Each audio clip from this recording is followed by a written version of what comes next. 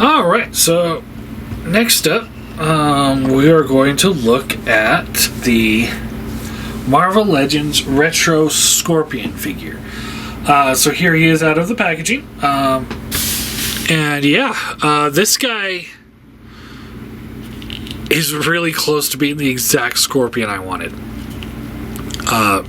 Now, we've had a few Scorpions Marvel Legend-wise released in the past, but I think this is the closest to the one that I actually wanted in my head. There's one nitpick, we'll get to that in a little bit. So, head is on the ball peg hinge, so you get to there, gets up a good bit, down a bit. Yeah, looks good. I do feel like the head should sit a little bit lower.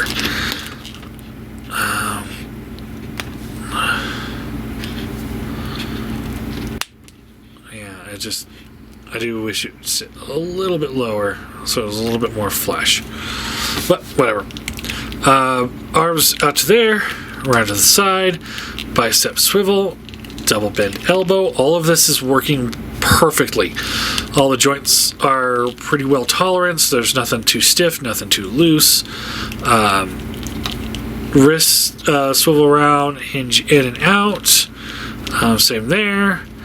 Ball peg torso, which is a little tighter than normal, but given the fact that he's got the backpack, it's very nice to have a little bit more stability.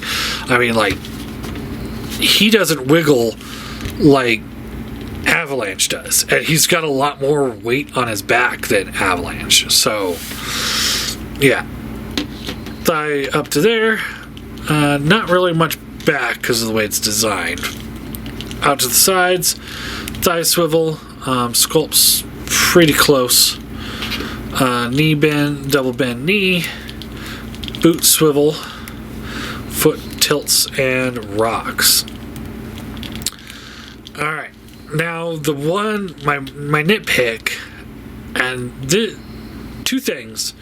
One is a design thing that I wish they would stop doing, and that is the bendy wire deal. I wish it was hard plastic that just had lots of little ball joints and hinges and stuff. I know that's asking a lot, but I would have paid a lot. You know, I would have paid, you know, same price as the Blob if I would have had something like that on his tail. So the bendy wire thing, not the best. I'm not a huge fan of it. I also think, in my opinion, and this is just me, so I'm not going to hold it against the figure, but I do think that this tail is a little long, because my God, look at that. I think maybe to here would have sufficed. I think that would have been just fine. Maybe to here, or like somewhere in the middle, like something like that, would have been fine. But I think this is just a little too long. Definitely a shelf eater there. But I'm not going to sit here and be like, oh, this is a terrible figure, because that is my personal preference there. I just think that the tail should have been a little smaller. And here he is with the cel-shaded Spider-Man. And you see how big he is there. So pretty close to the same size. A little bit bigger, a little bit bulkier, but not by too much. So pretty close to how it was in the cartoon. And that's what I like. I really like this figure. This is where Marvel Legends should be operating at.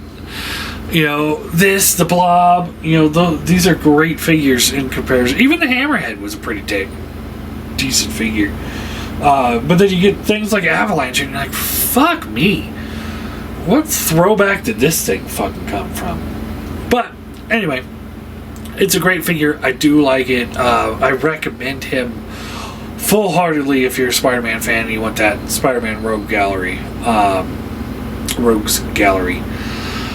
I will give him a 9 out of 10. The one point that he's missing is the fact, and this, this is not a nitpick, this is an issue, I think, is the rubbery tail with the wire in it. I think the problem is like that rubbery material never lasts very long.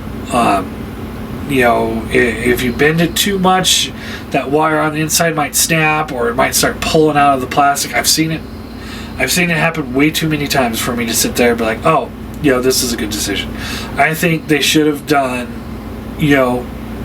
segmented plastic ball joints, or hinges. Ball joints would have been better, I think. I know it would have increased the cost of the figure, but that's something I would have been happy to pay for to get something like that. So yeah. But yeah, all in all, it's a great figure. I do recommend it quite a bit. I just hope you have the shelf space for that tail.